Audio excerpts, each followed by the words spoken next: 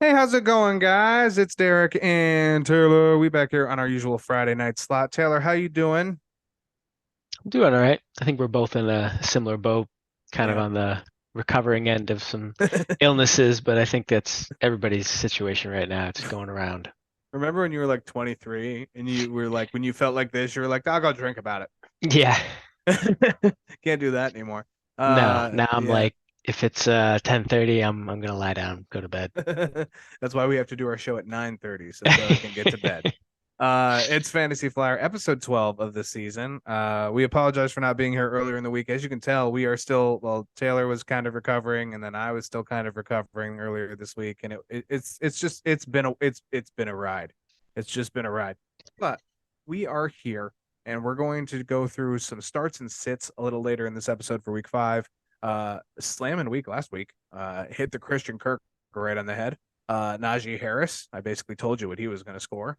I don't even remember who the sits were because I was so happy about hitting Christian Kirk. Uh, I was actually just watching the video too, and I was literally like, "Who did I have?" And I never got that far. So it is what it is. It's okay. We'll be kind of keen about it, I guess. Actually, I'm gonna open up the document. So DeAndre Hopkins, Rashad White, and James Conner, and they were all home runs. Hopkins was close. Hopkins, I think, had 10 points, and I was expecting 7 or 8. So almost a boom for my expectations. Almost. Rashad White and James Conner stayed below their 12-point threshold. I was White at a 13 point. Anyway, point is, we're gonna give you more of those Fantasy Flyer 1924 through 4 weeks. I'll take that. Yeah, I That mean the that the Kirk Ridley situation is actually kind of interesting, just real quick. Ridley, who came out week one pretty solid, not pretty solid, very solid, yeah. has been kind of declining. I don't know if that's because teams are, putting their number one on him, which I wouldn't think would be making this drastic of an impact, but the targets have gone down and the receptions, he's only had two or three over the past 3 weeks, whereas week one he had 8 receptions and 11 targets. And Christian Kirk has been the opposite, where his snap percentage was only 60% in week one, and now he's gotten like 14 targets, 11 receptions, 6 targets and 4 receptions was his worst in week three against Houston. But he's been trending in the right direction. I mentioned this week one, and I'm kicking myself for it, but Zay Jones hasn't been playing. I saw Zay Jones with a 89% snap share in week one and thought that he was kind of nudging Kirk out of the way a little bit, which, the money doesn't say that, but the Played usage it. was kind of saying that. Yeah. Yeah, and I think he is set to, he's questionable this week as well. And Mhm. it's just, honestly, he's still, it's whether you want to go Ridley, Ingram, or Kirk, and they're both kind of all three of them are there. And Zay Jones will probably still find his nice home, but he's not gonna, I don't know. I don't ever see him taking over Kirk. Anyway, really good player from the Jaguars that led to the 8 catches and 84 yards for Christian Kirk. Thumbs up on that home run. Yeah. Um, but yeah, we're coming back with some more starts and sits for week 5. We're going to talk a little bit about the quote unquote upset alert because there was an upset last week. Nope. Well, there was two that we're specifically talking about last night with the Bears over the Commanders. That one was a little bit of a bigger upset as a team who hadn't won in 50 weeks decided to win. And it wasn't even close either. But first, we're going to start with some news, injury notes, etc. Very brief, just to touch on Cooper Cup making his season debut against the Eagles on Sunday. That it's going to be interesting for Puka Nakua usage. Khalil Herbert ankle is not expected to miss time as of this moment. They have the mini bye between now and next Sunday.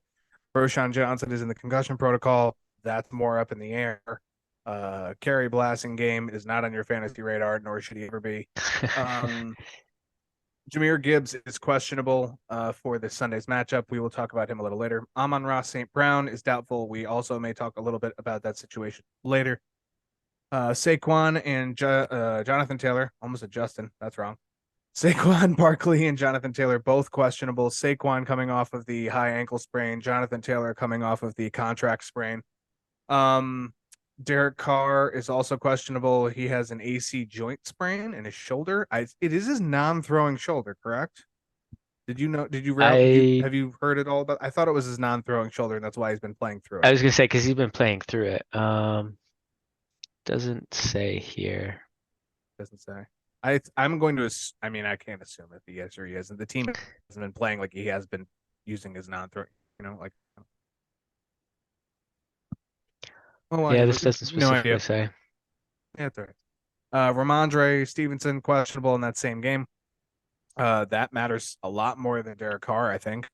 I think Ramondre has been like the one shining spot for the Patriots offense. I hate to be that guy, but No, it's just true. Last week. here we go. Go ahead. Go ahead, talk. It's gonna be very sad. I Very, very mean, sad for I just want to keep it brief. I don't want to I don't want to talk about it too much as it is very sad. I said they could only go up and they did not go up. They went down further. who knew they did not go up.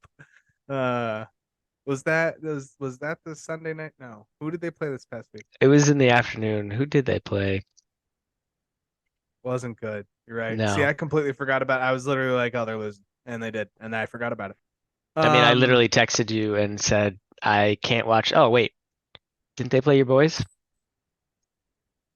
was that this past week? Has it Yeah, been so yeah. this is short-term memory loss from COVID, my guys. My apologies. Yeah, Week they played your 4, it boys. was the Patriots and Cowboys. Yeah. Yeah, okay. I texted you and I said That's I can't watch this and then I went to the store. I went to the store it with was my wife family. it was so over so quick. I forgot the Cowboys played last weekend. It's a different story this week. Maybe we'll chat about that. More nine news. Pat Freiermuth is already out for this Sunday. Probably shouldn't have been on your radar anyway. He hasn't been very good for the Steelers, not the Patriots. Well, he's been very bad for the Patriots too. Um, T. Higgins is questionable with a rib injury. I think that opens up a little. If he's out, it opens up some Tyler Boyd usage. Mhm. The forgotten Pokemon Trent Irwin could somehow make an appearance. I A lot like of what's his name? Chris Jones? No, Charlie Jones. Is that it? Charlie Jones. The rookie? He's there. Yeah, he's there Yeah. existing, watching things happen while he's on the sideline. Um, he may play some though. You're actually correct. Javante is also questionable. Javante Williams. Denver. Yeah. Questionable. That's actually important for you because you have Jonathan Taylor and Javante, and you've only been able to play one of them, and now you may not be able to play either Jonathan Taylor or Yeah. Javante Williams. Traylon Burks also for you is out, so rough week for your dynasty team. Um, he hasn't been very good anyway, so it's okay. It's all right. We'll let that one go. But this Oh, man, real quick, scratch but the Charlie Jones. Apparently he is on IR. there you go. See, it's all Trent Irwin. You just got to call in a favor and call in Trent Irwin. That's what you got to do. You know, it's just oh my god, we actually have a hurt T Higgins. Who's that Pokemon? It's Trent Irwin. Trent Irwin. Who This knows? Maybe Irv Smith will finally do something. he's probably will have an extra pass or two. So this is going to lead us into the upset alert. So we're going to tie in last night's game into the rest of this weekend's game because I think this is just kind of fun to do. It has absolutely no meaning. We're not keeping any score. We're not doing any host via host this year. So we're just going to kind of talk about the upset that happened last night with the Bears beating up the Commanders 40-20, which let's just start off with. Let's get the ugly out of the way. Sam Howell is not the answer for the Commanders. Brian Robinson didn't do well against a team that allows a lot of rush yards. And I say Brian Robinson didn't because from what I saw of the game, it looked like he was not at his top form, and I don't know why. Maybe it looked like he missed some cuts. I'll just say that. Yeah, Um, I mean, it was also sort of like they were playing from behind and they're not going to run the ball as much. So I wouldn't look into it too much. But I yeah, believe didn't he have 3 catches? I thought he had 3 catches too, which is also nice to see because Antonio Gibson had several catches. I think Gibson had 4 or 5 catches. Um, but to see, yeah, I'm 4. pulling it up. 4 catches. Mhm. So I mean, like he was there. They were playing from behind in the correct way. Gibson had 6 targets. Good for him.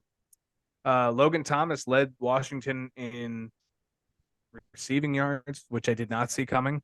I Mm. don't know how Curtis Samuel or um what's the other guys? Terry McLaurin. I don't know how Terry McLaurin uh didn't have good games essentially. Jahan Dotson 5 targets. Samuel had 7 targets, 6 catches, 65. Oh, he did have the touchdown. All right, so he had a better game. It was just McLaurin and Dotson who just didn't really get off the ground. And that's against a beat up Chicago secondary that had no Eddie Jackson, they had no Jalen Johnson, they had no Jaquan Brisker. Like that should have been a thumb up to them, and it really wasn't. Bears did get hurt in the run. We were talking about this pre-show. Khalil Herbert, Roshan Johnson, Kari Blasingame, they all various injuries. I don't think any of them will miss too much time. If anything, Roshan will miss a game because of the concussion. But I think Khalil Herbert is probably going to start next Sunday against the Vikings. All in all, I was very impressed. And the real highlight of this, we can talk about Justin Fields, who had 4 touchdowns, 282 yards, only was sacked 3 times. But I think the real note here is DJ Moore. And also, as much as we just crapped on your fantasy team, you've been holding out on DJ Moore for so long, and he has finally paid off. Oh my God, yeah. I'm sure you started him, and he had like a 45-point outburst or something. It was almost 50 points. Yeah, it's been a rough road because he's like every year but last year he's had 1,000 yards, and you can see the talent. You know he's got the talent, but he has not had a good quarterback. I'm not saying Justin Fields is a good quarterback, but he played really well last night, and he showed potential. Yep. But I guess that's more in sort of his running aspect and his athleticism. But this is the first, or I guess it's 2 weeks in a row now where Moore's actually been awesome. And yeah, you love to see it. And I know running back wise, I'm hurting, but I pulled out the win over our boy. Ian, And I saw that. yeah, our boy I and I gotta throw that in his face because he always gives me a hard time. Love you, Ian. Love you, bro. From all of us here in the Northeast, get well soon. Yeah. Um, he will too. He's got a really good roster. Just on the side note, he's going to be in the final four. Because of yesterday's game, DJ Moore has 531 yards, so he had 42% of his season's yards, 45%, somewhere in that range, 40 to 45% of his yards this season in yesterday's game alone, and he is now projected for 1,800 yards. Will he get there? Love it. Probably not. I Probably not. mean, But I he think also got, 12 I was gonna say he got 3 touchdowns, and I feel like the on pace five, for 17. yeah, the 5 total touchdowns he has this season is like approaching his like mean with the Panthers. Like he did not get a Yeah. lot of touchdowns there. Yeah. And honestly, if he can find 1,212, I think he's a very good asset on specifically your dynasty team, but any team that is keeper based. Because that if he can do this consistently, that means Justin Fields will find consistency, which is the plus Hmm. side. And that means he can be dependable going into next year, which is what most Bears fans are asking and praying for. On the flip side of this, you now see the Panthers who are looking everywhere Yeah. for a wide receiver one. Reports have come out that they have contacted the Cardinals about Marquise Brown. And okay, I'll give you that one, I guess. Cardinals have every reason to trade everyone because for some reason they are. I would if I was trading the pick, the Cardinals trading down to get a draft pick. You can't get the first rounder from the Panthers anymore. They already have it. The Bears already have it. So you're Right. probably not getting Caleb Williams. You're probably not getting Marvin Harrison because I don't think the Panthers are going to have more than 3 or 4 wins at this point. They don't look like it anyway. Yeah. So, they're playing the Lions this week. I have the Lions taking that one. After that, it just gets, oh, that's tickets. I don't want tickets for that game. Let me tell you something. I do not want to watch the Lions and the Panthers game. I will tell you that right the hell now. But after that, it probably don't get much better. I'm going to find out momentarily. But if they're looking for a wide receiver one, it tells you how much this team probably shouldn't have traded. They play Miami week 6. So there's 0-6. Uh, I'm confident in that. Looks like bye is week 7, and then week 8 they come back. So through 7 weeks, they're probably going to be winless. They will come back and play Houston. I'd take Houston on that at this point. They could be literally winless until like week 10 or week 11. So looking for a wide receiver one for that team is, I mean, Adam Thielen has done a great job, but you traded DJ Moore to draft your quarterback, and now your quarterback is throwing to dummies. Essentially, not to offend Adam Thielen or Jonathan Mingo or DJ Chark, who was the only flop on the Fantasy Flyer start sit last week. Shout out. I don't know. Marquise Brown might be the answer, but what are you gonna give away for him? Yeah. Big old mess. Anyway, tying in this what do you call it? The upset alert, so to speak. Me and Taylor have both picked a game where we think there will be an upset this week. And do you want to go second or you want to go first? I can go second. You can go second. All right, that'll give them some more time. We're both going to pick a team that we think is on an upset alert right now. Somehow Atlanta is the favorite over Houston, and I don't like that. So I'm taking Houston. Houston has looked really good through 4 weeks.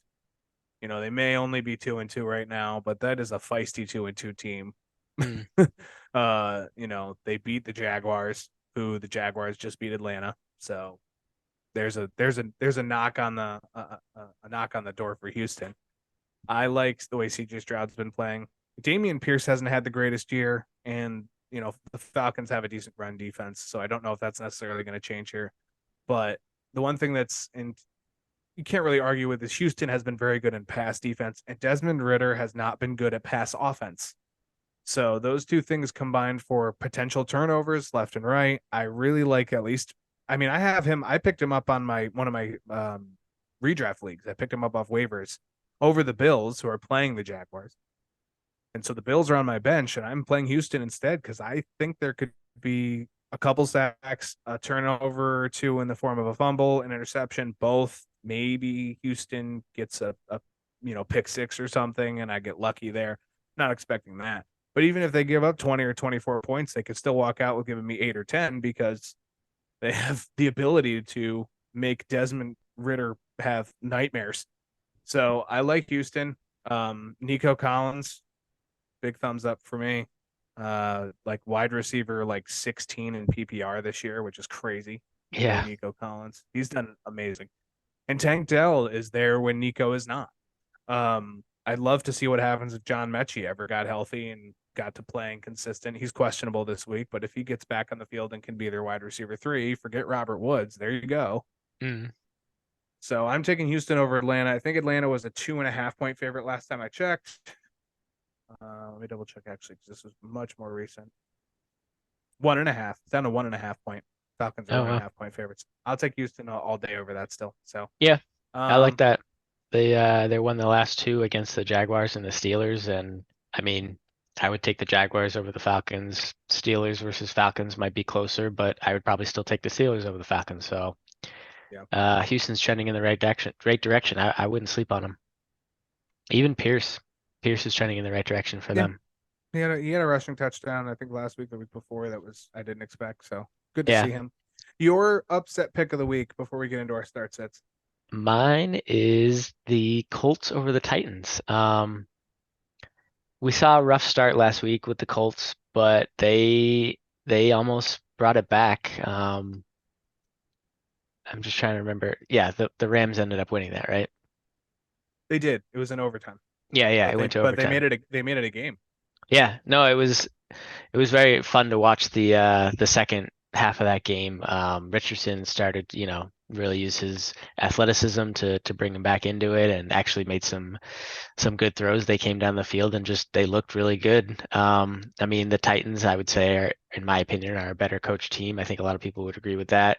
But Tannehill has been playing like crap. Burks is out. Hopkins is looking aged. We haven't seen anything from Chig. I would blame that more on Tannehill than Chig, but Chig Okonkwo for people who don't know. Mm-hmm. But yeah, I mean, the Colts have looked really good at times, and I think that If anything, they can at the very least make adjustments in the second half and do what they did last week. So I like the Colts. Anthony Richardson. He's a talented dude. He's the guy. Hey, I doubt it. No, he probably will be. That's just me being evil. So that brings us to our starts and sits. I like that pick, by the way. I thought that the Titans were the underdog. And I was like, oh, the Titans. Yeah, I'll pick Oh, the Titans. No, you're not right. You're right. okay. I was gonna say not what I'm looking at here. Okay. The Colts are the dogs. Colts are 2.5 point dogs. And that's interesting because the Titans have not scored. They look awful. They look putrid. Awful is not even team offense. Where are the Titans? All right, so let's play a quick little game of can you guess where they are? Titans and overall points scored. 1-32. For this upcoming. Where the rankings are for the year. Oh, Points scored. Where are they?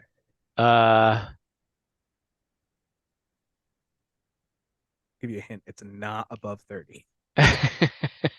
For real. Believe it or not. Wow. So they're like 31st? No, I mean, like it's not go the other way. Like actually the way numbers work, not the way they're 23rd. Okay. I misled you. They have 70, they've scored 72 points, and 27 of those were last week against the Bengals. No, Gotcha.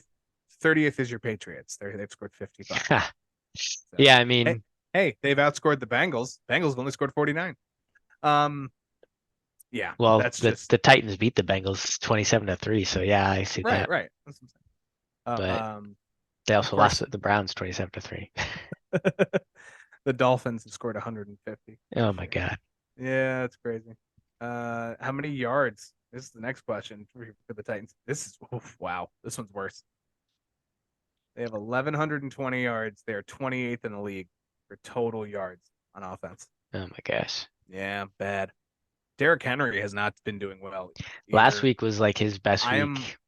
He kind of came alive, and I'll air quote that. Mm-hmm. If you have him in any league and someone comes knocking on your door for a running back, sell.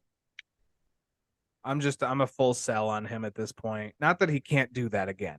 Not that their schedule doesn't get easier. It does. I think if you can pick up somewhere else, do it, because there is such a chance that he does not get out of the block again in several games. In Dynasty League, he should be on everybody. You should be taking almost a 10% price cut to get rid of him. He's on the last year of a contract. He's 30 years old. He ain't gonna stay healthy forever. So sorry. I mean, they tried to trade him, didn't they? And they weren't able to. They should be right now. Tannehill and him have to go. I'm so sorry. They're both too expensive. I don't even want to talk about the cap going into next year because it's not good for that team. It's not even the worst. There is worse, I think. There's one team, I don't know, it might be the Titans. There's one team, I can't remember off the top of my head. There's 72 million in the hole going into 2024. Jeez. So, hopefully it's not them. All right, so into the start sits now. We will start with our starts because we're gonna start talking about starts and stuff. Start sits. Number one, I'm gonna go right to the well. He's now off the pitch count. Week 5 and week 6 last year, he tore his ACL. Week 5 the following year, he's off the pitch count. Big news from that Jets backfield. It's Breece Hall. I think it's silly to expect that Dalvin Cook won't be involved or that Michael Carter won't be involved, but I can see Breece getting 60% of snaps here. The matchup isn't bad. Denver is basically a turnstile to running backs. I'm going to jump right on the Hall news. You got to start him if you drafted him. This is the moment you've been waiting for. I kind of said at the beginning of the year, week 5, week 6 kind of sounded like it would be about when they would let Breece Hall just kind of run loose, and now we have it. I'm still like a ceiling for him is probably relatively low, like 15. Anything above that is absolute bread and butter, like boom.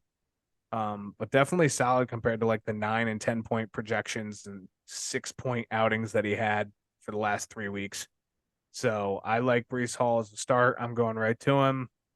Jets need to have something there that isn't Zach Wilson trying to Right. well, and Zach Wilson he did improve last Sunday against the Chiefs, so he had a great game.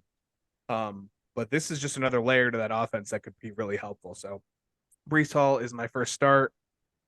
What are your thoughts, Taylor? No, I love it. You make a good point about Zach Wilson, but my head definitely went to, I mean, they gotta get their offense moving somewhere, and it's not through Zach Wilson. But I don't want to hate on the guy too much. He's still a young quarterback. But Brees Hall, we saw him play really well last season before he got hurt. This season, he's been trending snap count in the right direction. Now he's off a snap count, or I should say, he's trending in the right direction from a snap percentage. And now that he's off the snap count, um, yeah, I like it a lot, especially against Denver, who has just been, for a team that we all thought had a decent defense, has been getting demolished. Yeah. I mean, they've been missing Chris Jones and Justin Simmons, both of which are expected to be back for this game. So let's be straight about that. I think this is going to be a little closer than some because of that. I think this is going to be a little closer than some expect, but it's still Brees Hall, who is an absolute. He would have been the running back one last year, like as a rookie. Hmm. He would have been the number one out of that draft class, and he lost the chance because of the injury, and now he gets a chance to redeem himself. So Brees Hall, start number one. Start number two is the most interesting one that I came up with this week, and I'm probably going to get people to go, ew, and you shouldn't be. You should open your ears, open your eyes, and pay attention because Rashee Rice of the Kansas City Chiefs, wide out. Let's start off with the basics. One, great matchup. Vikings. Thumbs up for every wide receiver. Okay. Number two, this man he's been second on the team in targets for 2 straight weeks, and he hasn't even increased 55% of snaps either week. He had 51% week 3, 46% week 4. Mhm. He's getting targets without being the guy on the field the most. Right. Um, he's quickly walking into being basically like one of their top 2 starting wide receivers, which is good. He already looked good in the week 1 where you get a touchdown pass from Patrick Mahomes. He's got to like what you're doing. I mean, this is realistically this week, even in the matchup, because of the amount of heads in that offense, because you have MVS and Sky Moore, and then there's a random Kadarius Toney sighting, which is more rare than a Sasquatch. You are still probably putting him in like a wide receiver 3. Like that's my fair assessment to him. The game has a 53-point over under. In deeper leagues, he's rostering like 50% or less of most leagues, of all leagues. Take a shot on him. It's bye week. If you don't have anybody else too, like you're missing 4 teams. This is a really good flex option in my opinion. And if he's seeing 5 targets on 45% snaps and he's seeing 6 targets on 50% of snaps, you know what you're going to get. Go out and roll him out. I'm playing him in both our dynasty league. He's in my starting lineup, and he's in a flex spot for one of my other leagues because Ken Walker is on bye, and so I moved my running back up, and now I got to play somebody else in flex. And guess what? It's Rashee Rice. So I'm starting Rashee Rice. I think his ceiling realistically is still only like 10 or 11 points, but if he can find the end zone again, and he's got the target percentage based on his snap count that it could warrant some red zone attention. Yeah, I'll take a chance on him this week. Huge. This is probably the first out of 5 weeks where you have an actual flyer. Like this is a flyer, but I'm okay with it. So I'm going with Rashee Rice. Taylor, your thoughts? You are a smelly pirate hooker. Why don't Yeah. you go back to your home on Whore Island? I mean, it's always tough with Kansas City and anybody other than Travis Kelce, but the numbers are in his favor to everything you said. He's got 19 targets this season, which is number 2 on the team, and he doesn't have the snap percentage like you said. So I like that in the sense that if he gets more snaps, he gets more experience, he gets more rapport with Patrick Mahomes. Then yeah, that's all in the right direction. And to your point, it's a good matchup. So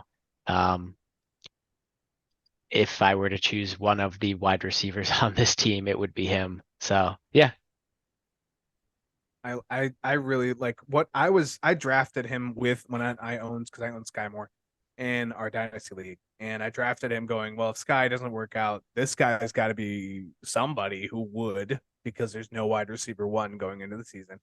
Spoiler alert, 5 weeks through, we still don't have a wide receiver one for this team. That's okay. yeah, But this is, I mean, even if he's projected for only 4 touchdowns, which means he's technically due, and 600 yards at this pace right now.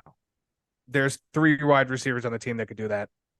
I'm fine with that for Rashid Rice. I'm gonna take it out on him this week. So, number 3 is Jahmyr Gibbs, but he has this asterisk next to his name, and that is that he is questionable.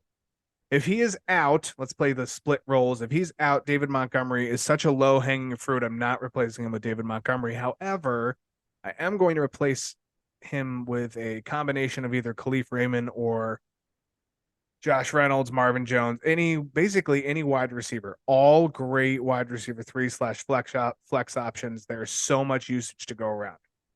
Sam Laporta will get his. That's fine. Amon-Ra is doubtful. If Amon-Ra is going to be out and Gibbs does happen to be in, Gibbs has to be a start this week. He's the pass catching back. There's pass catching to go around. I have the guy projected for somewhere around 26 to 30 snaps without Amon-Ra. And that would be roughly 6 targets, 5.84 to be exact. Did I get that right? Yes, 5.84 to be exact. So if he's going to get those, his usage goes up. I love the matchup here against the Panthers. Put him in the end zone. I'm calling a shot right now.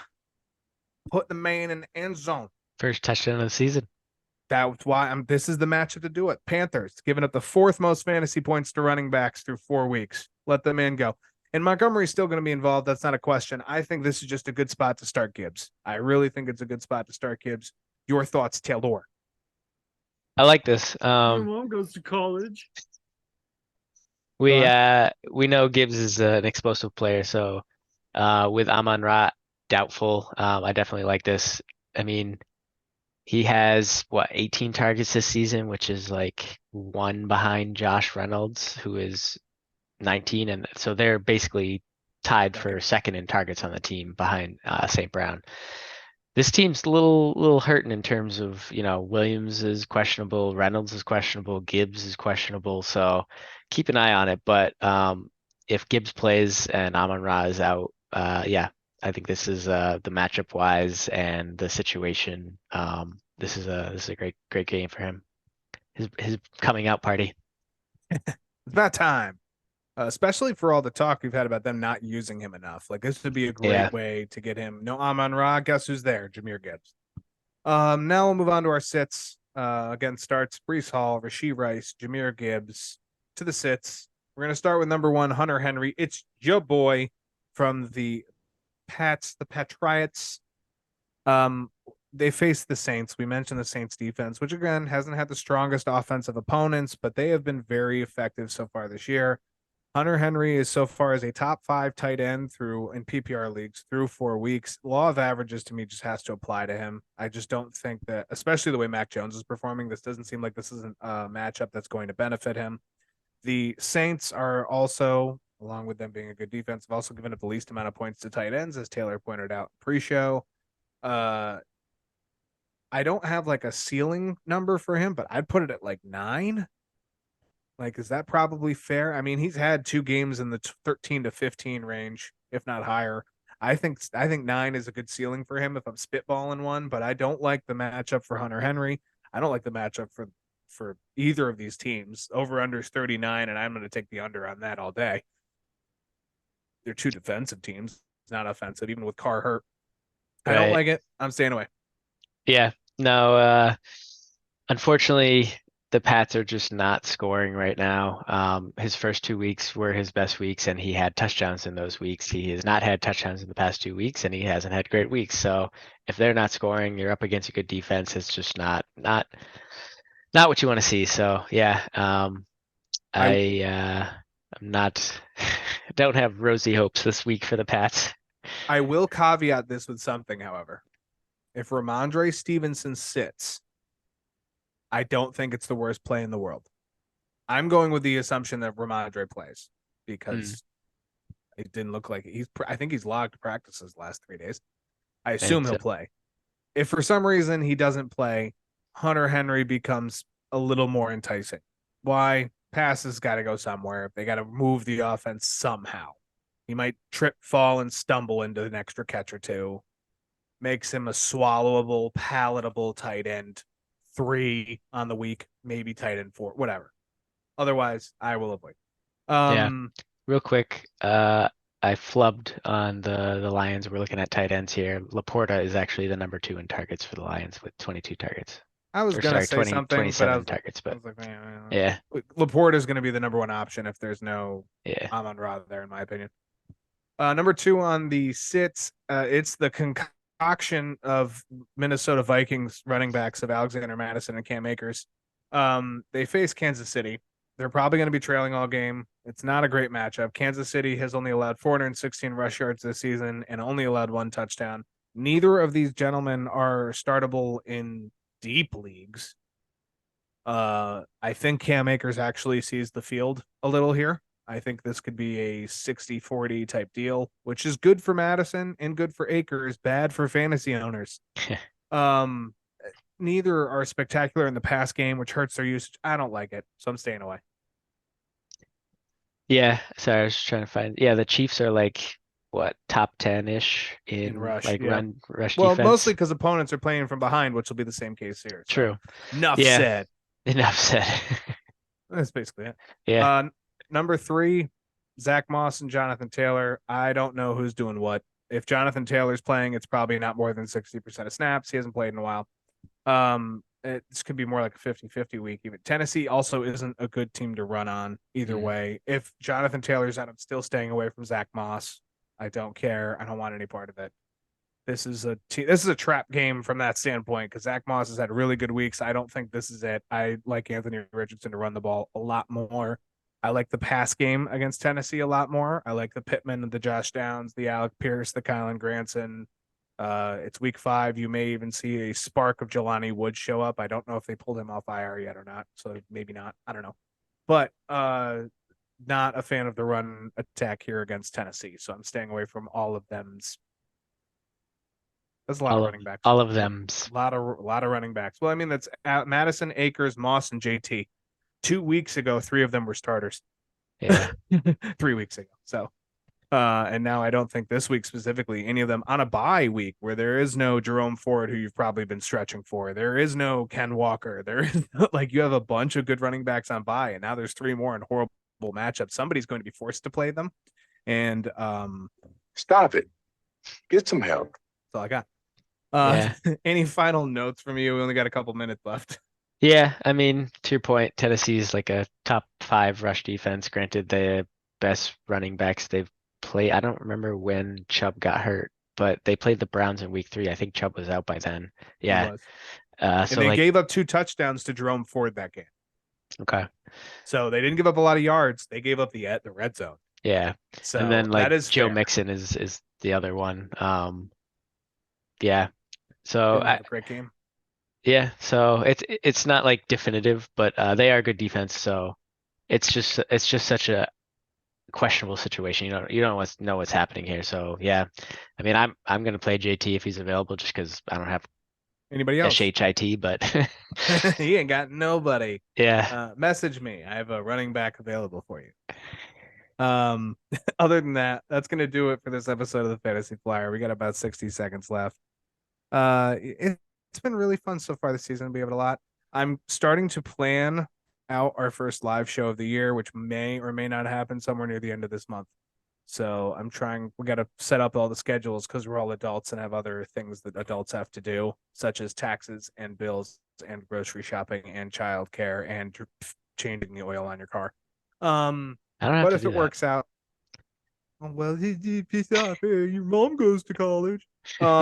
Anyways, for this episode anyway, we'll keep you updated on that. It's been Taylor. It's been Derek. We out. Listen to our usual. It's Bob Barker. Peace out. Help control the pet population. Have your pet spayed or neutered. Goodbye, everybody.